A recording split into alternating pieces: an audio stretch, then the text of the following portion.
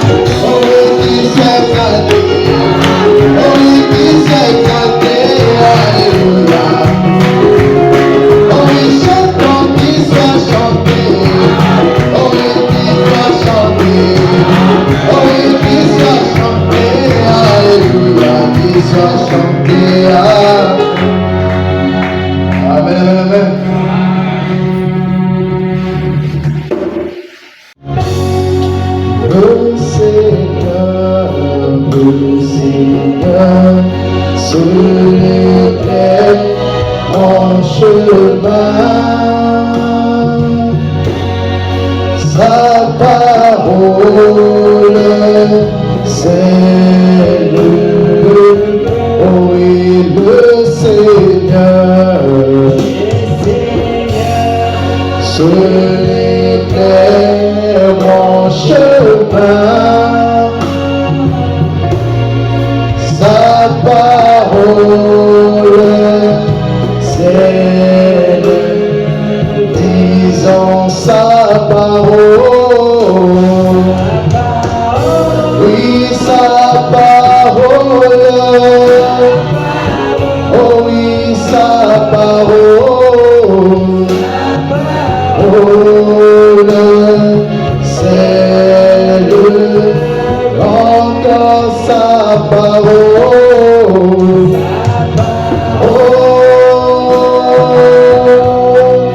sa parole, sa parole, c'est le.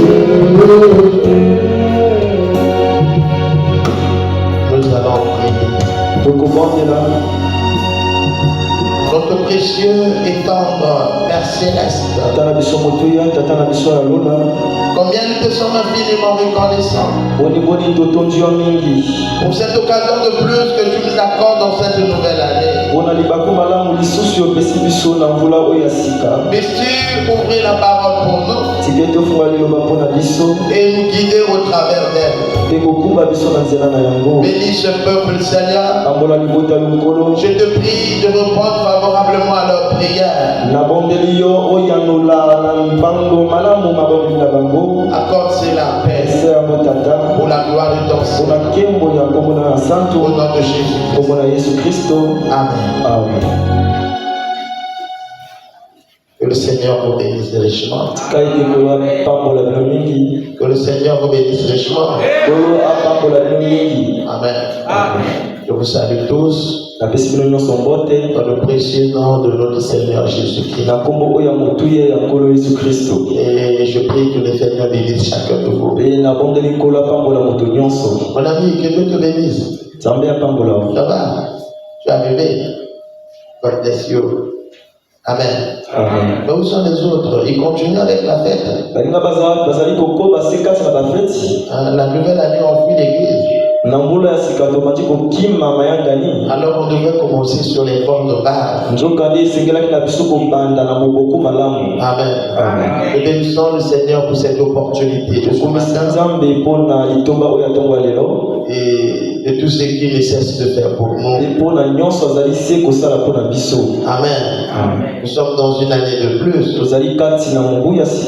Nous nous rendons grâce. Ce n'est pas que nous avons mérité, mais c'est simplement sa grâce qui assure abonder pour chacun. Amen. Nous allons nous lever pour prendre les livres des Éphésiens. Éphésiens chapitre 4. Verset 26. Bible 16. Si vous vous mettez en colère, ne péchez point. Que le soleil ne se couche pas sur votre colère. Et ne donnez pas accès au diable. Je vais vous asseoir pendant que je continue.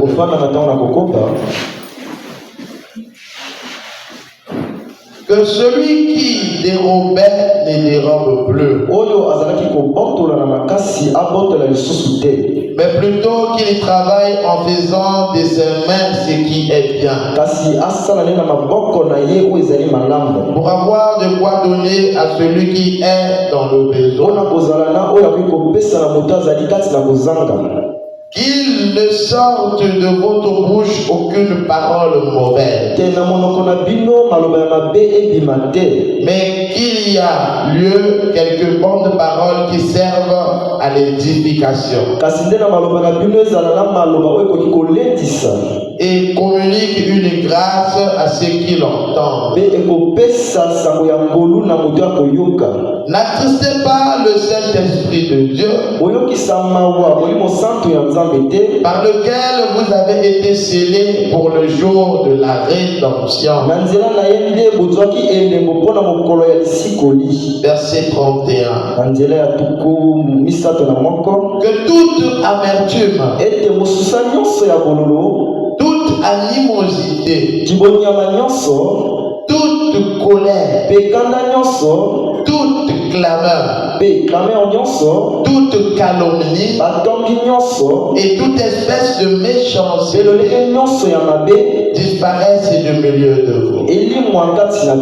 Amen. Amen. Que le Seigneur ajoute la bénédiction avec sa parole. Ce matin, nous sommes en train de continuer avec les œuvres des ténèbres dans la vie des croyants. Et ce matin, je vais commencer à parler de la colère. Amen. Amen. C'est une chose qui détruit le peuple de Dieu. Et c'est une chose qui détruit également les enfants de Dieu. Si vous regardez le verset 26, c'est là où il avait lu. La Bible dit, si vous vous mettez en colère, ne péchez point. Ça veut dire que lorsque tu rentres dans la colère, il faut avoir un discernement. Parce que la colère peut t'amener vers le péché, vers l'offense. L'apôtre Paul, lorsqu'il écrit aux Éphésiens, il dit, si vous vous mettez en colère, ne péchez point. Il n'a pas demandé aux gens de ne plus être en colère. Non. Parce que la colère, c'est quelque chose qui est naturel à l'homme. Et aucune personne sur la terre ne peut s'en passer de la colère. La colère fait partie de la constitution de l'homme, des éléments que Dieu a mis dans l'homme. Et si vous parcourez la Bible, vous allez voir que même le Dieu que nous servons est aussi un Dieu de colère.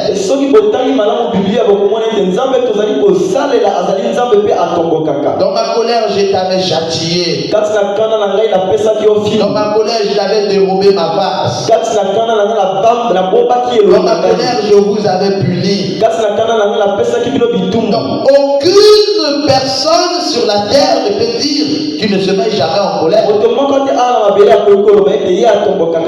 Quelqu'un m'a dit un jour, il m'a dit, si tu étais en colère, c'est que tu avais de la haine. C'est faux. Aucune personne sur la terre ne peut pas dire qu'il ne s'est jamais fâché. Il ne peut pas dire que si quelqu'un se met en colère, ça veut dire qu'il a de la haine. C'est carrément. Parce que tout homme se fâche, même les dieux se fâchent. Même les anges se fâchent. Lorsque Dieu a dit à David, à Moïse, il a dit, voici mon ange marchera devant toi pour te conduire et te faire arriver au pays que j'ai préparé. Mais tiens-toi sur tes gardes, parce que lui ne tolère pas n'importe quoi. Même Jésus s'est mis en colère. Tu dis que Jésus avait de la haine. faux. C'était une sainte colère. Parce qu'il a vu que la maison de son père était transformée en marché. Et lorsque Jésus a pris le fouet, il a commencé à fouetter. Il m'a dit que même les vieillards avaient reçu le coup de fouet. Il a renversé leur pigeon. On peut dire qu'il est méchant. Comment? Les gens n'ont pas l'argent, ils perdent encore leur capital. Il a renversé leur argent. Mais c'était une colère sainte. Même William Branham se fâchait. Même les prophètes se fâchaient. Élie se fâchait. Élisée se fâchait. Et la colère, c'est quelque chose que Dieu a mis en l'homme. Et lorsque l'apôtre Paul écrit aux Éphésiens, il ne leur dit pas que lorsque vous serez convertis, vous n'aurez plus de colère. Mais il a dit, lorsque vous serez de la colère, ne péchez point. Ça veut dire que nous devons contrôler notre colère. Où est-ce que cette colère est en train de m'amener? Parce qu'il y a des gens qui font des choses sur le fait de la colère et après ils le regrettent encore. Et il y a des gens, lorsque la colère l'envahit, c'est comme s'ils perdent même conscience. Donc, il veut prendre son propre fils et jeter par la fenêtre. Il veut prendre même la machette et couper quelqu'un.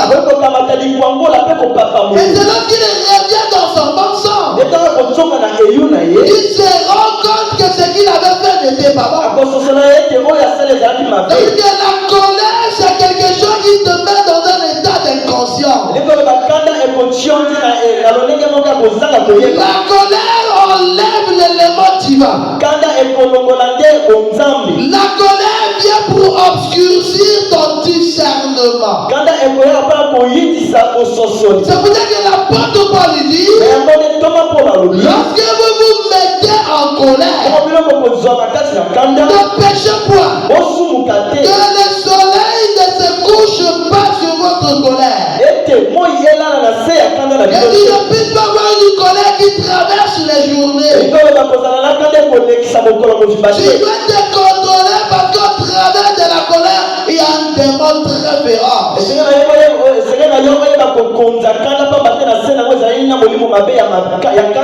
Et il dit, hey, ne donnez pas accès au diable. Ça veut dire que la colère, c'est une des portes qui donne l'accès au diable. Ça veut dire que d'une manière ou d'une autre, le diable peut travailler de manière à ce qu'il te mette en colère. Et au travers de ta colère, il s'introduit pour opérer. C'est pour ça que l'apôtre Paul attire notre attention. La colère est naturelle. Mais lorsque tu te vas, essaie d'abord de te contenir. Essaie de voir le pour et le contre. Parce que tu peux prendre une décision, au lieu que ça soit une décision salutaire, ça devient une décision destructive. Ah,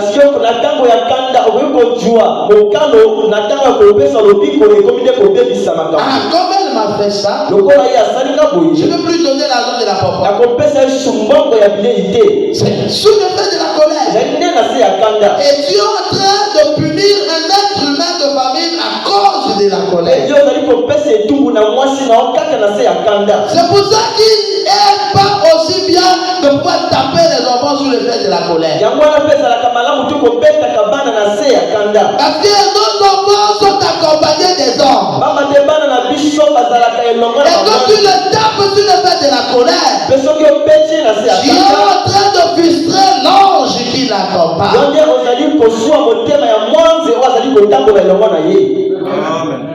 La colère Je pourrais dire que c'est une chose que le diable utilise grandement.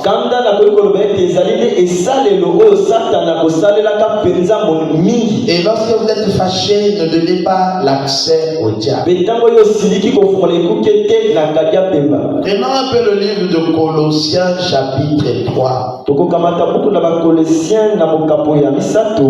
Colossiens chapitre 3, commence à partir du verset 2. La Bible dit: attachez-vous aux choses d'en haut et non à celles qui sont sur la terre. Est-ce que vous m'entendez? Amen. Attachez-vous aux choses d'en haut. Maintenant, remarque quelles sont les choses avec lesquelles tu t'attaches. Il y a des gens qui s'attachent à la boisson. Il y a des gens qui s'attachent aux copines et aux copains. Il y a des gens qui s'attachent aux choses humaines. Mais je peux te dire ce matin que ces choses sont éphémères. Et comme disait Salomon, il dit que ce n'est qu'une poursuite devant. Tu as aujourd'hui, demain tu perds. Tu peux grandir aujourd'hui, demain tu tombes. Écoutez, attachez-vous aux choses d'en haut et non pas à celles qui sont sur la terre, car vous êtes morts et votre vie est cachée avec Christ en Dieu. Quand Christ, votre vie paraîtra, alors vous paraîtrez aussi avec lui dans la gloire. Écoutez, faites donc mourir ce qui est dans vos membres: est terrestre, la débauche, l'impureté,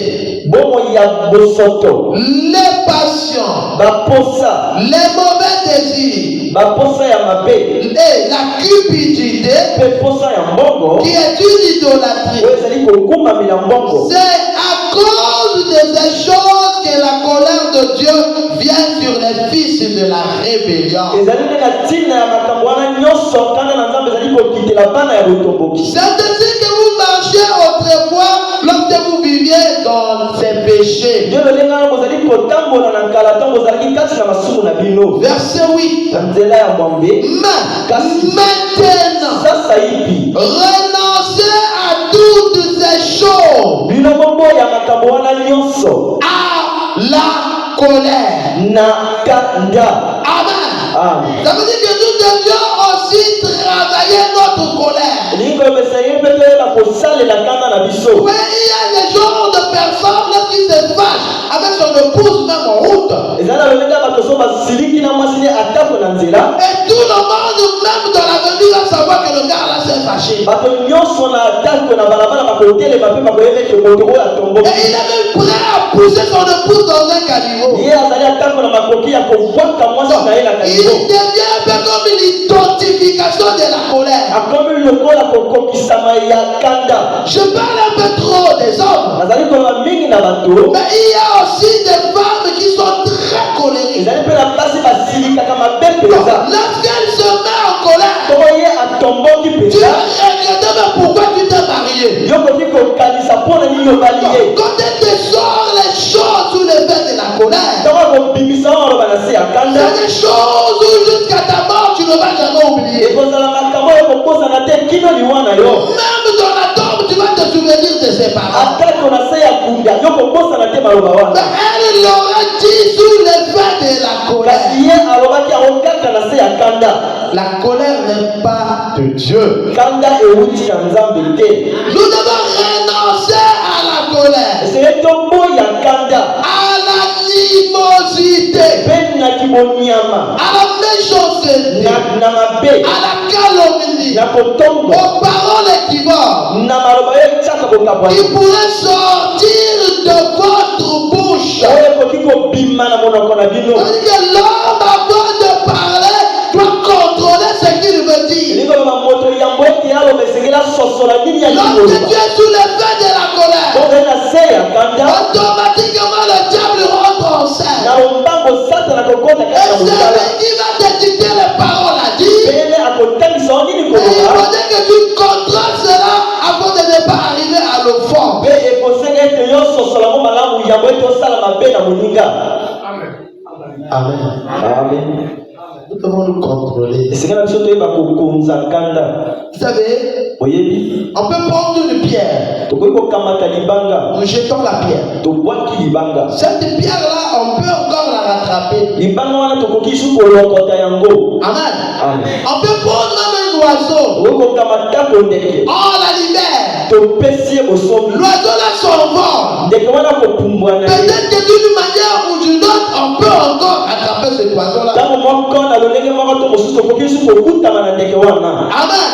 Mais lorsque c'est une parole qui est sortie, lorsque la parole est déjà sortie, cette parole, on ne peut pas la rattraper.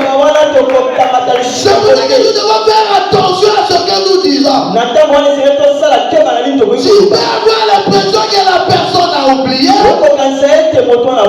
tu oublies parce que c'est toi qui as offensé. Mais celui qui a été offensé n'oublie pas. Tu as l'impression que la chose s'est envolée. Mais la personne qui a reçu le choc, il gardera cette chose en lui. Et cette chose peut changer sa vie. Une parole peut changer le cours d'une vie. Amen. Amen. Et tu peux perdre une personne toute une vie à cause d'une parole. J'ai dit toute une vie. Tu l'as perdu à cause d'une parole. Tu peux te repentir. Tu peux demander pardon. Mais le choc la reste. La maman de frère Branham disait à frère Branham, il lui disait réfléchis 7 fois et parle une fois. Il y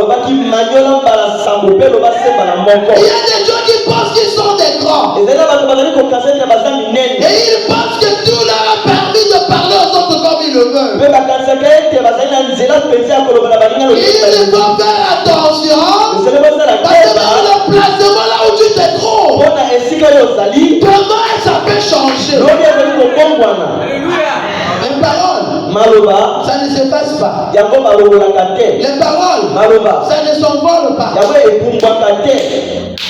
Tu vas la regarder, tu vas penser qu'elle a oublié. Elle n'a pas oublié. Quand elle dort la nuit, elle se souvient toujours de cette parole. Même dans les couples, il faut faire attention. Moi, je regrette de t'avoir épousé. C'est un choc. Moi, je regrette de t'avoir épousé. En réalité, je ne t'aimais pas. Quand on compte les femmes, on te compte aussi. Amen. Tu penses que tu es grand. Parce que tu donnes l'argent du loyer. Tu l'as nourri. Tu l'as bâti, c'est bien. Mais tu es en train de détruire une âme et tu répondras pour ça. Amen. Nous devons faire attention. Nous devons faire très attention. Nous devons faire très attention à ce que nous disons. Lorsque l'homme commence à avoir la maturité spirituelle, il commence à contrôler sa bouche. Amen. La Bible dit ce n'est pas ce qui entre dans l'homme qui le souille, mais c'est ce qui sort de l'homme. Et s'il y a un travail que l'homme devrait faire, c'est de se contenir et de contrôler ce qu'il sort. Il peut travailler ton caractère. Le caractère n'est pas Le caractère est une victoire. Il n'y a pas un don que Dieu donne alors qu'on appelle le caractère. Le caractère se travaille. Lorsque tu es colérique, lorsque tu es nerveux, tu peux commencer à travailler ta colère. Quelqu'un t'énerve, tu essaies de te contenir. Tu vois que ça ne marche pas. Déplace-toi. On risque de dire des choses qui détruisent. Nous devons faire attention. Tu vas passer, tu penses que tu n'as pas de problème. Mais tu as beaucoup de charges qui t'attendent quelque part. Et surtout cela tombera sur ta tête. Et tu paieras pour ça. Au début, tu auras l'impression qu'il n'y a rien. Mais quelque part, il y a des poids, des charges. Des charges qui pèsent. Amen. Amen. J'étais au verset. C'était 2 Colossiens 3, verset 8. Amen. Amen. Mais maintenant, renoncez à toutes ces choses. À la colère, à l'animosité, à la méchanceté, à la calomnie, aux paroles équivoques qui pourraient sortir de votre bouche. Ne mentez pas les uns aux autres. Vous en êtes tous dépouillés du vieil homme et de ses œuvres. Amen. Amen. Maintenant le livre de 1 Timothée chapitre 2.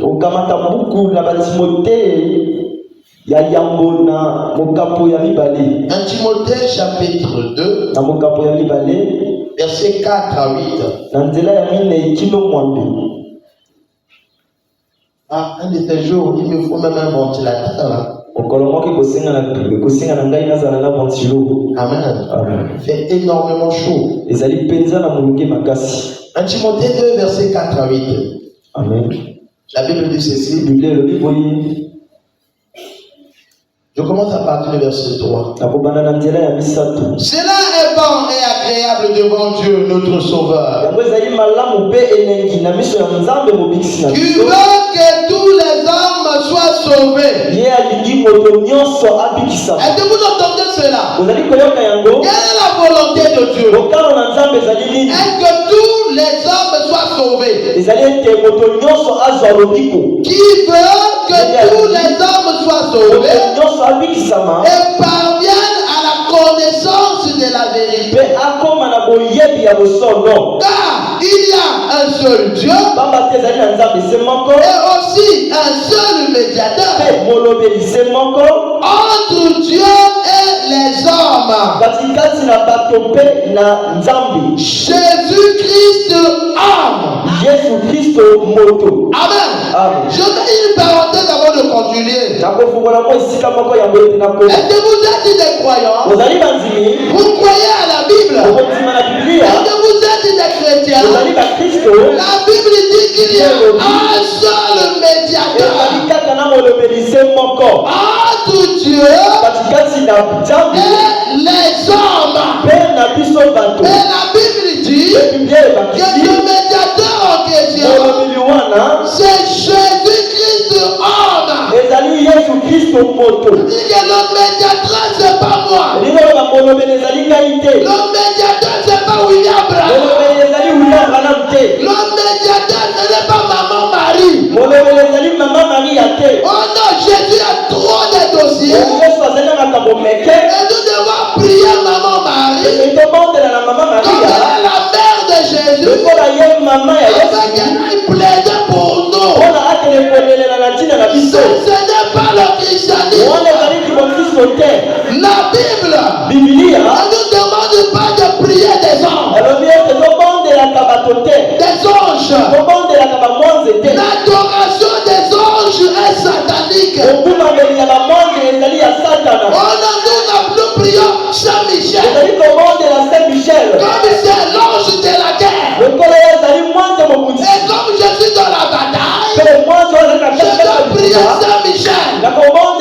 Saint-Michel. C'est démoniaque. Il y a des gens qui prient Marie, qui prient Saint-Michel, qui prient Michael, qui prient Saint-Pierre. Tout cela est démoniaque. Il n'y a qu'un seul médiateur. Tout Dieu et les hommes. C'est Jésus-Christ. S'il y a quelqu'un qui sert d'intermédiaire pour nos prières, pour nos problèmes, pour nos requêtes, c'est Jésus. Ce n'est même pas Branham. C'est Jésus qui est le médiateur. Un seul, pas deux. Amen. Amen. Je vous salue Marie, pleine de grâce et tout. Tu la salues pourquoi?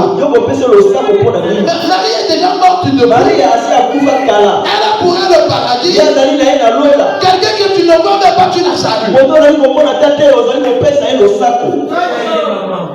Amen. Est-ce que ce que je dis est biblique? Est-ce que j'ai lu ça dans la Bible? Tout ce qui n'est pas biblique est satanique. Si quelqu'un amène une doctrine et que cette doctrine n'a pas de fondement biblique, c'est une doctrine satanique. Même si elle a la manifestation de l'esprit, même s'il y a des miracles, même si elle est surnaturelle, si cette doctrine-là ne peut pas être prouvée par la Bible, c'est une doctrine satanique.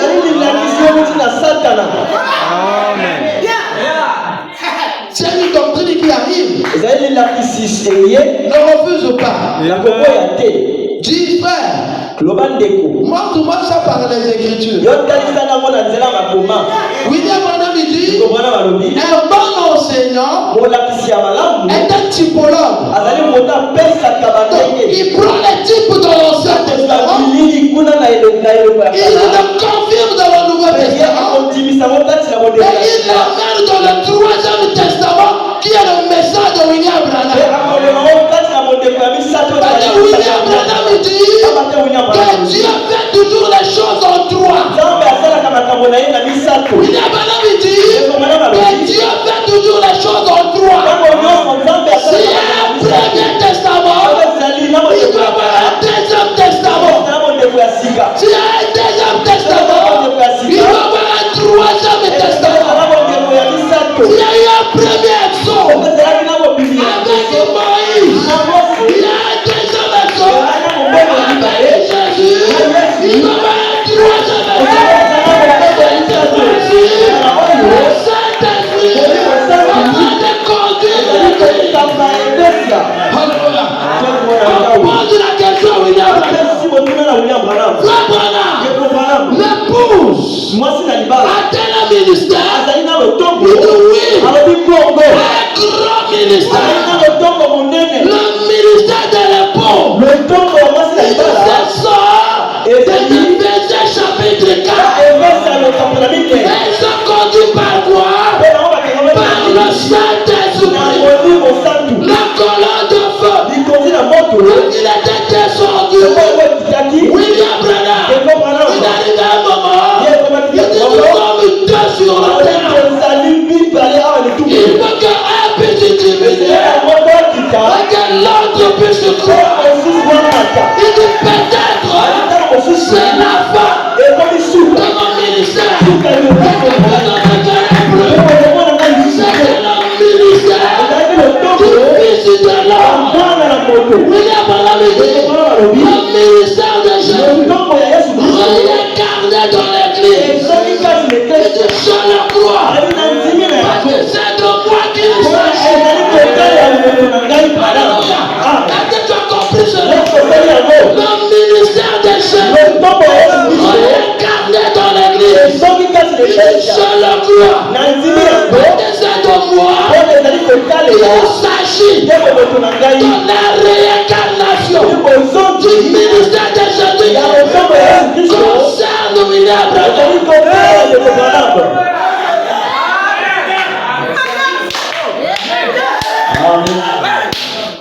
Amen.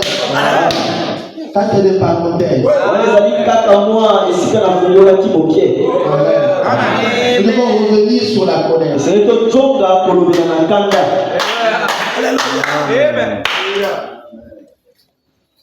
La Bible dit qu'il y a un seul médiateur.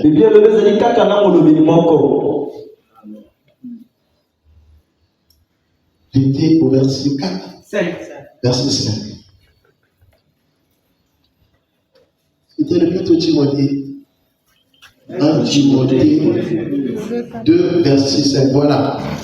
Car il y a un seul Dieu et un seul médiateur entre Dieu et les hommes, Jésus-Christ de homme, qui s'est donné lui-même pour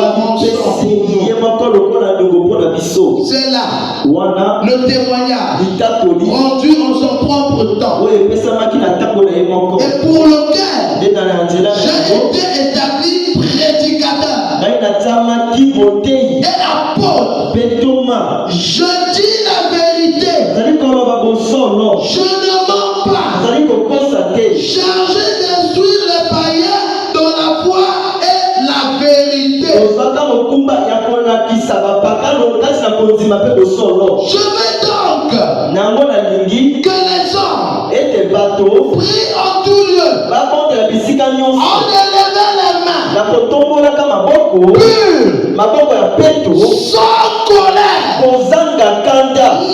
mauvaise pensée. Ça veut dire que il ne faut pas qu'il y ait la colère en toi. La colère bloque les prières. La colère va introduire l'élément satanique qui va empêcher ta réponse envers Dieu. Amen. Si tu es en colère, avant d'aller en prière, tu dois arranger. Tu dois faire la paix avec toi-même. Est-ce qu'on est d'accord? Tu ne peux pas rentrer en prière, tu es en colère. Je préfère quelqu'un qui ne prie pas parce qu'il est fâché que quelqu'un étant fâché vient frère prier.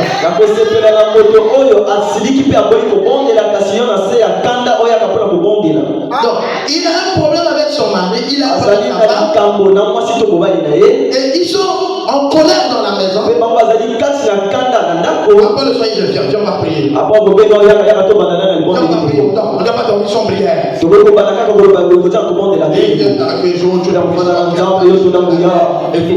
la colère, quelle prière? Je peux que tu aies pour toi dormir sans problème. Parce que ce que tu es en train de faire n'est pas loin de la malédiction. Ce n'est pas loin de l'envoûtement. Amen. Viens. On t'a prié. La femme aussi vient. Quelle hypocrisie. Amen. Même avec ton frère, pour que vous rentrez en prière, vous devez être en harmonie.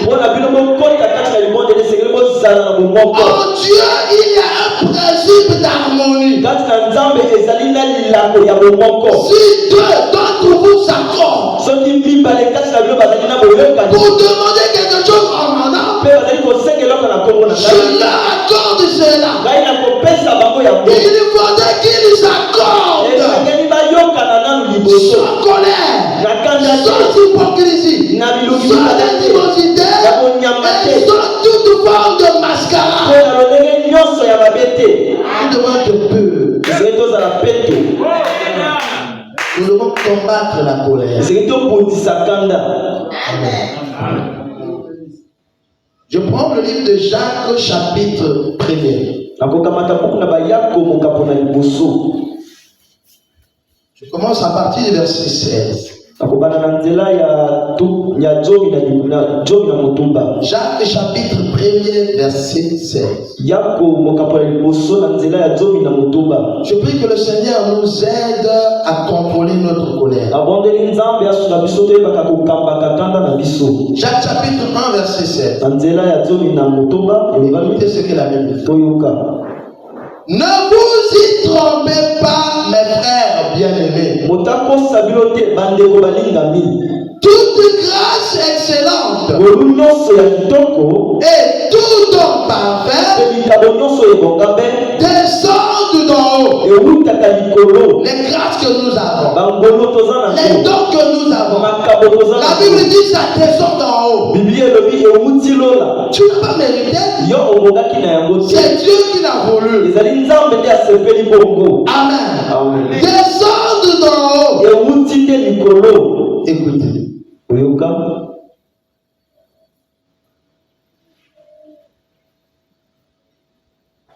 Du Père des Lumières, chez lequel il n'y a ni changement ni ombre de variation. Il nous a engendré selon sa volonté par la parole de vérité, afin que nous soyons en quelque sorte les prémices de sa créature. Verset 19. Sachez-le, mes frères bien-aimés, ainsi que tout homme soit prompt à écouter. L'homme a parlé. Je reprends. Que tout homme soit prompt à écouter. L'homme a parlé. L'homme à se mettre en colère. Amen. L'homme à se mettre en colère. Car la colère de l'homme n'accomplit pas la justice de Dieu. Est-ce que tu as compris cela? Lorsque tu fais quelque chose sous l'effet de la colère, sache que Dieu n'est pas à l'intérieur. Est-ce que tu m'entends? Si tu prends une décision sous l'effet de la colère, sache que ce n'est pas la volonté de Dieu. Si tu agis sous l'effet de la colère, sache que ce n'est pas la volonté de Dieu. Et si ce n'est pas la volonté de Dieu, c'est la volonté de Satan. Aujourd'hui, l'enfant va quitter de ma maison. Aujourd'hui, je suis conduit par l'Esprit de Dieu. Tu es un menteur. La Bible dit, la colère de l'homme n'accomplit pas la justice de Dieu. Que tu sois pasteur, que tu sois roi, que tu fais quelque chose sous l'effet de la colère, sache que ce n'est pas la volonté de Dieu. Regardez le prophète Élisée. Lorsqu'il a laissé Élie, il venait et son enfants se sont moqués de lui. Oh, vieux chaud. Vieux chaud. Élisée s'est fâché. Et dans sa colère, il dit, mais il n'y a pas tous ici pour manger ses enfants. Mais comme il était prophète, et que la parole du prophète c'est la suite du Seigneur, le prophète c'est Dieu. Il a parlé sous l'effet de la colère. Mais comme c'était la suite du Seigneur, les ours sont sortis, ils ont mangé les enfants. Donc ce n'était pas l'amour.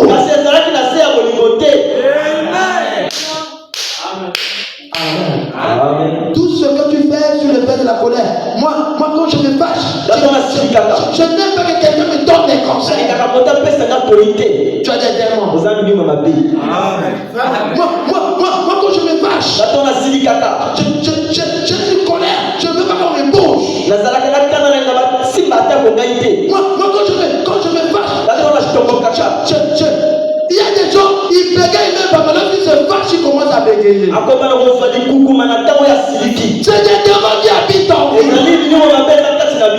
devez travailler ces démons.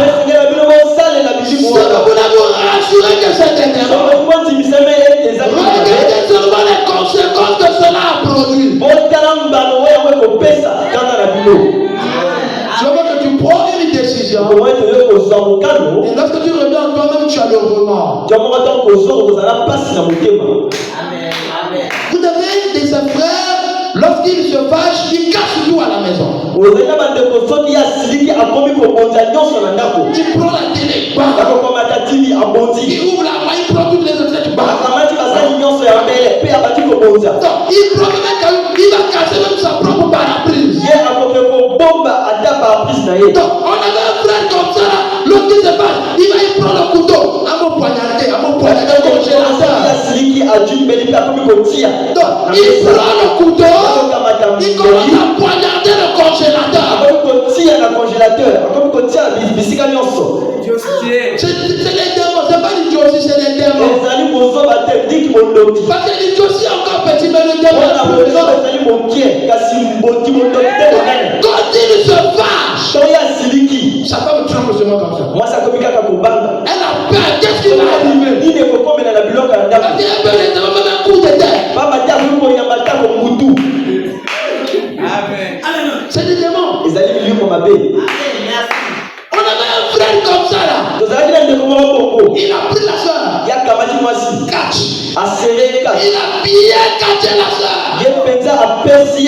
Parce que la soeur avait la peine pour respirer. Donc il a lâché la soeur. La soeur s'est partie prendre le couteau. Alléluia. Vous voyez que le démon rentre dans la maison. Ça pour tout le monde. Elle est dedans. Et le diable va travailler dans votre maison. La colère est satanique. C'est satanique. Amen. Tiens, pourquoi tu as poursuivi le frère avec le couteau? La sœur, il m'avait tellement caché. Mais tu l'as caché pourquoi? Amen. Quelle méchanceté. Vous qui voulez vous marier là, il y a des catcheurs dans l'église. C'est pas un vrai, ils n'ont pas pris le vrai baptême. Vous le voyez là? Attends-toi un catch.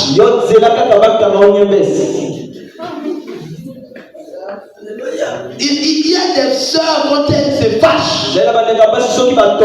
Son mari ne peut même pas toucher. Parce que tout ce qu'elle va trouver, elle va finir sur ce gars. Le gars peut même demander pardon avant qu'elle s'avance. Si c'est le bilan, elle va cogner même sur la tête. Et si tu vois son mari là, il a déjà eu beaucoup de fractures. Tu vois le frère avec un ciment, c'est la soeur qui l'a caché le bras.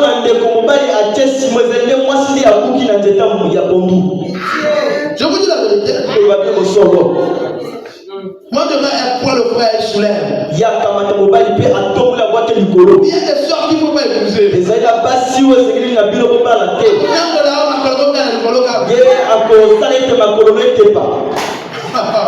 Vous blaguez. On avait un grand-père. À côté de ma grand-mère à Ouano. Ça, c'est chez ma grand-mère. Ça, c'est chez à tout moment, sa femme le bastonnait à mort. Moins d'horreur.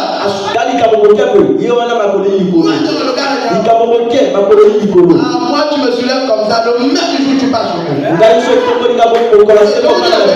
Tu me soulèves comme ça, le même jour tu vas chez vous. On ne va pas arranger ça. Non.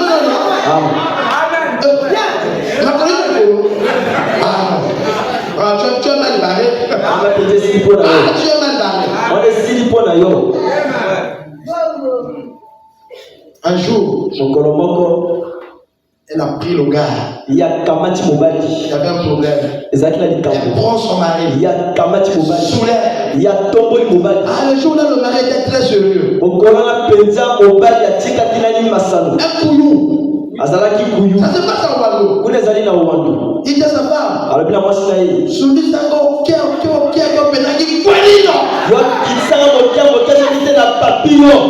Ah, la femme a vu que là c'est sérieux.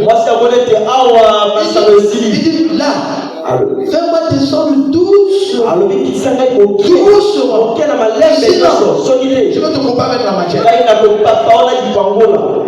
La femme a vu que le gars ne sait pas, là c'est sérieux. Là, si je le dépose une fois, il va aller me couper.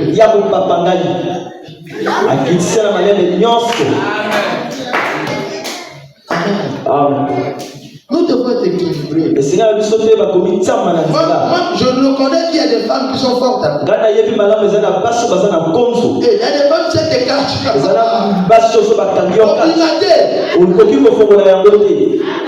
Vous ne regardez pas ça sur TikTok. Comment les femmes tapent les hommes. Ça c'est dehors. C'est dehors. Pas dans l'église.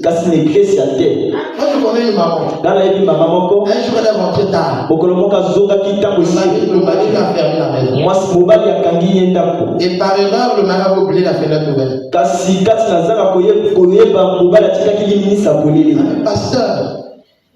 Pasteur. Il a dit pasteur. Il m'a fermé la maison. Je suis entré par la fenêtre. Je lui ai tenu. Je lui ai tabassé à mort. Moi, si j'ai un problème comme ça, parce qu'il a boxé du cabouillard dans l'église, tu as tapé mon frère. Au petit de Kolanga Mobile. Tu aurais des problèmes avec moi. Tu aurais des problèmes. Tu auras des problèmes. Amen. Nous devons contrôler notre colère et notre façon de parler. Et toute vérité n'est pas bon à dire. Il y a aussi des gens qui ne supportent pas la vérité. Tu lui dis la vérité, la façon il va te poursuivre et te faire du mal. Donc parfois, il faut te contenir, tu observes, tu pries Dieu, tu avances.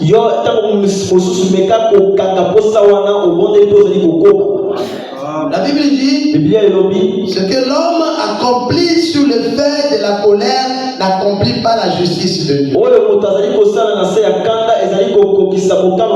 Et cette décision que tu prendras sous le fait de la colère, ne dis pas que Dieu est dedans. Ça c'est le diable.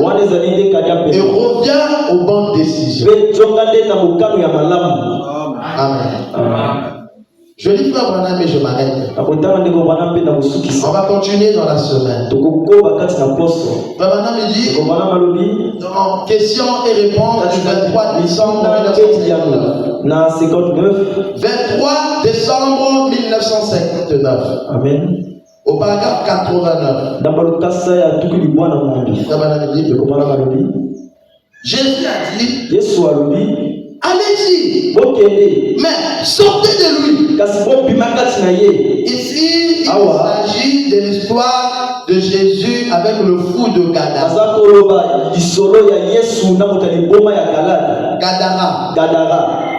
Lorsque vous regardez le film de Jésus, vous voyez qu'il y a un fou qui était dans les sépulcres, qu'on appelle légion. C'est le fou de Gadara. Et lorsque Jésus approchait, les démons qui étaient à l'intérieur de lui, ils ont dit, oh fils de Dieu, pourquoi viens-tu nous tourmenter avant le temps? Et ils ont même prié Jésus de les envoyer dans les pourceaux. Et c'est de cette histoire que Frère Branham raconte.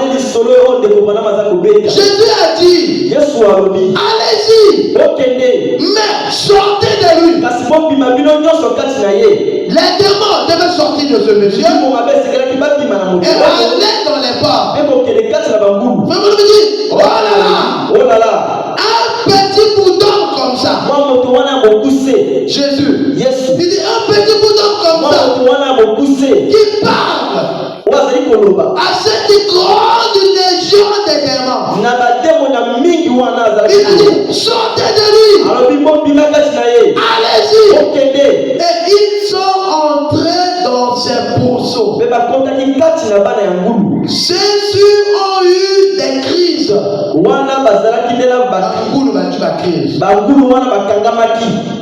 Amen.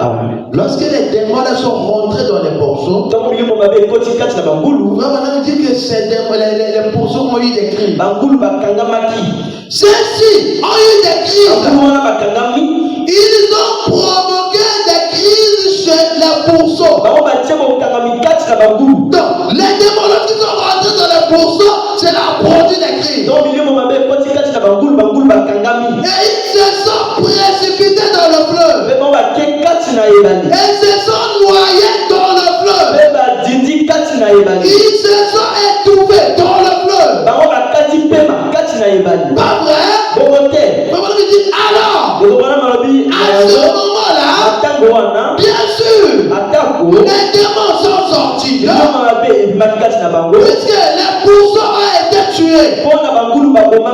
Est-ce que vous voulez parler avec moi? Les démons sont sortis dans le fou de Gadara. Le fou est libéré. Les démons sont rentrés dans les pourceaux. Les pourceaux sont morts. Mais les démons ne sont pas restés dans les cadavres des pourceaux. Mais les démons qui sont sortis. Ils se sont précipités dans le fleuve. Parole 90. Alors, à ce moment-là, bien sûr, les démons sont sortis d'eux. Puisque les pourceaux étaient tués, cela leur a provoqué une crise. Ils ont eu une crise. Comme n'importe qui. Fais maintenant le parallèle. Il dit, avez-vous déjà vu une personne piquée, une crise de colère? Avez-vous déjà vu une personne piquée, une crise de colère? Eh bien, c'est exactement ça. Ce sont ces démons-là. Les démons qui étaient dans le fou de Gadara, ils sont rentrés dans les ports. Et lorsque les ports sont morts, ces démons sont sortis. Et ceux qui rentrent dans les gens qui piquent les crises de colère.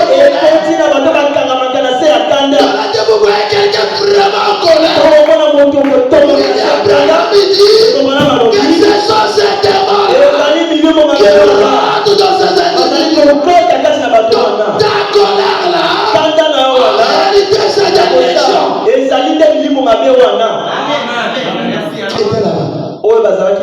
Les hommes meurent, mais les esprits ne meurent pas.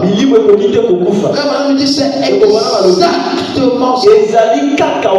Exactement, ça veut dire c'est les démons là. Vraiment, on me dit c'est exactement ça. Ce sont ces démons là. C'est ça qui leur est arrivé. Si jamais vous voyez quelqu'un piquer une crise de colère, dites ah oui, maintenant je sais ce qui s'est passé à Gadara. Alléluia. Donc vous voyez quelqu'un en colère,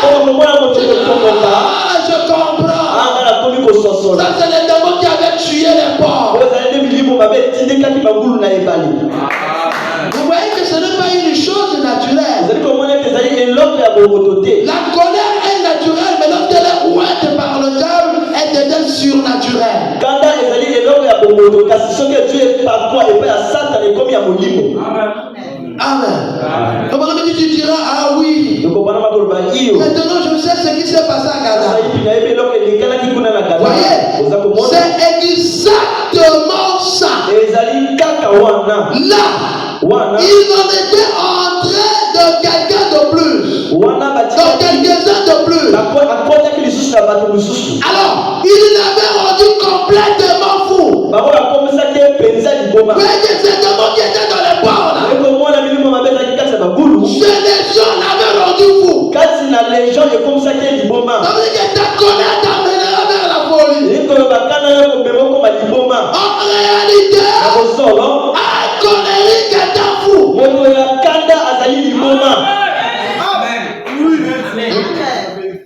Tu dis pas amen parce que tu es colérique. Mais je suis en train de t'informer que tu es un fou. C'est pas moi. C'est ainsi dit le prophète. Donc maintenant me dit, écoutez, c'est exactement ça. Là, on était entré dans quelques-uns de plus. Alors, il l'avait rendu complètement fou. Écoutez, en effet, ça veut dire en réalité, en effet, le médecin vous dira que la colère est le premier stade de la folie.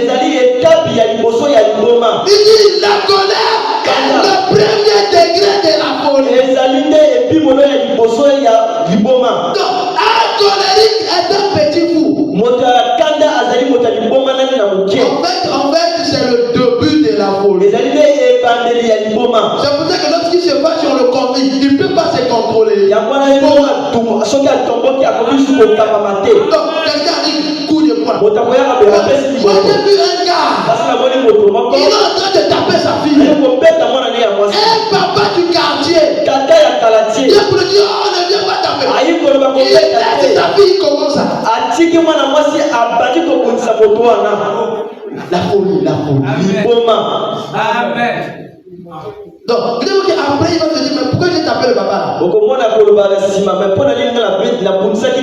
pourtant il a fait une bonne action. La folie. La colère. Papa lui dit, la colère est le premier degré de la folie. C'est ce que Mario dit. Le premier stade de la folie. Amen. Un colérique, un petit fou qui s'ignore. Je lui fais Branham, je m'arrête. Juste une petite citation. Question et réponse sur la Genèse. Du 29 juillet 1953. Madame dit au paragraphe 144. Il dit maintenant, ici, c'est le Nouveau Testament. Jésus dans Matthieu, il commence au chapitre 5 de Matthieu. Et il commence comme ceci. Vous avez entendu les anciens dire, tu ne commettras point adultère. Ça, qu'est-ce que c'était? La loi, les commandements. Mais moi je vous dis que quiconque regarde une femme pour la convoiter, il y a apporté un changement, n'est-ce pas? Vous avez entendu les anciens dire, tu ne tueras point. Mais moi, je vous dis, il y a apporté un changement, n'est-ce pas? On pensait qu'il n'avait pas apporté le changement à la loi. Très bien, il a dit, mais moi, je vous dis que quiconque se met en colère contre son frère sans raison l'a déjà tué. Amen. Écoutez, il vous avait été dit que tu ne tueras pas. Mais moi je vous dis, quiconque se met en colère contre son frère sans raison l'a déjà tué. Et combien ont tué leurs frères? Et combien ont tué leurs sœurs? Amen. Lorsque tu te mets en colère contre quelqu'un, tu l'as tué. Maintenant, dis-nous que lorsque tu salues la réputation de ton frère, tu l'as déjà tué. Tu es meurtrier, puisque tu as tué sa réputation. Et qu'est-ce qui lui reste encore? As-tu posé la question pourquoi as-tu détruit sa réputation? Pour sauvegarder la tienne. Tu gardes ta réputation et tu détruis celle de l'autre et tu l'as tué. C'est pour ça que je vous conseille de ne pas détruire la réputation. Il faut laisser les gens mourir avec leurs propres péchés. Si quelqu'un va dans un tel affaire, il va dans une telle affaire, il va dans une telle affaire. Cela ne te donne pas aussi le droit d'aller dire lui aussi m'avait fait, lui aussi m'avait fait. Non. Laisse-lui raconter. Toi, protège sa réputation. Et laisse-lui détruire ta réputation. Il t'aura tué. Il reprendra pour ça. Mon frère, ma soeur, la colère, son contrôle devient démoniaque. Tu dois travailler ta colère. Tu dois prier le Seigneur. Parce que la colère est un égarement. C'est quelque chose qui nous égare. En réalité, c'est un envoûtement. Et ça nous sort du chemin. Mon frère, ma soeur, alors que nous allons rentrer en prière, Yo Seigneur, lorsque je me mets en colère, je ne te contrôle pas. Je veux que tu m'aides. Donne-moi la force. Soutiens-moi. Guide-moi. Aide-moi. Donne-moi une capacité à contrôler ma colère. Et que lorsque je me mets en colère, que je ne pêche pas. Et que je ne donne pas accès au diable. Mon frère, ma soeur, alors que nous allons rentrer en prière, prions le Seigneur tous ensemble.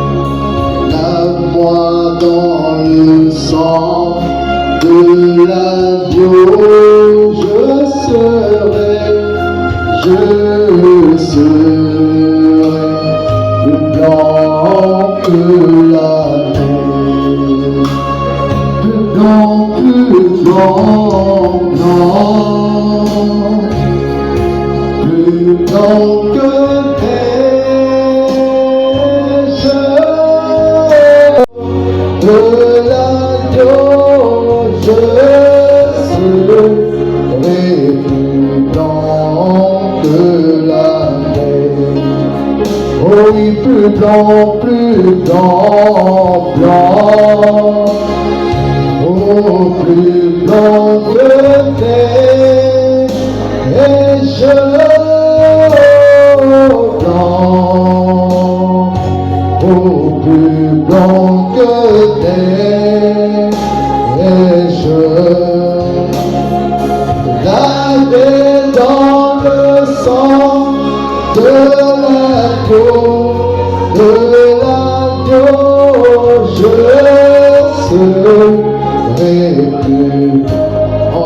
que la mer.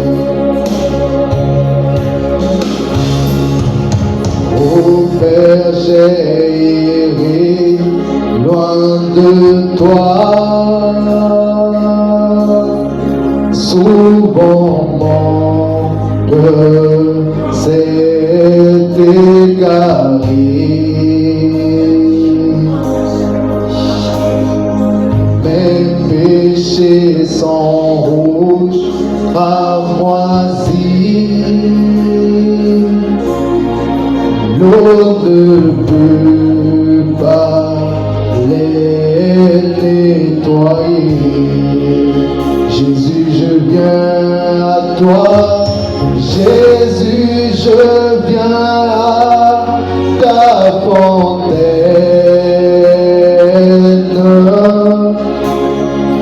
Ne comptant que sur ta promesse. Lave-moi par ton divin lavage, et je serai plus blanc que la neige. Oh oui, plus blanc, plus blanc, blanc, plus blanc que neige. Et je blanc, oui, plus blanc que neige. Et je lavé dans le sang de l'agneau, et serai plus blanc que la neige. Bon sauveur, berger fidèle, conduis par ton amour, et de ta main paternelle,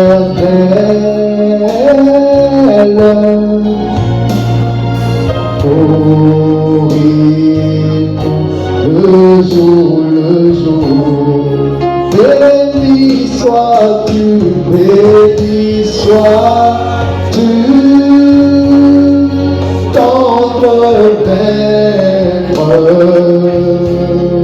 Jésus, nous sommes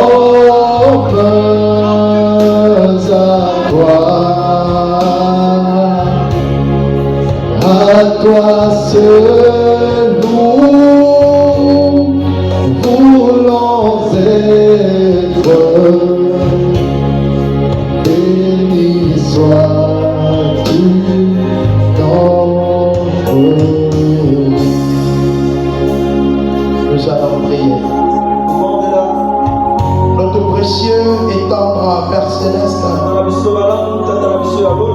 nous croyons que ta parole n'est jamais prêchée en vain. Si tu as parlé ce matin, c'est que cela nous concerne. Et nous implorons ta grâce afin que tu nous aides à contrôler notre colère. Accorde-nous les opportunités, Seigneur, afin de travailler ce caractère. Et que lorsque nous nous mettions en colère, que nous ne puissions pas pécher. Que nous ne puissions pas pécher et ne pas donner accès au diable. Enlève cela dans chacun de nous. Bénis ce peuple, Seigneur. Rentre avec chacun de nous. Bénis les dîmes et les offrandes. Et sois béni au siècle des siècles. Au nom de Jésus. Amen. Que le Seigneur vous laisse les chemins.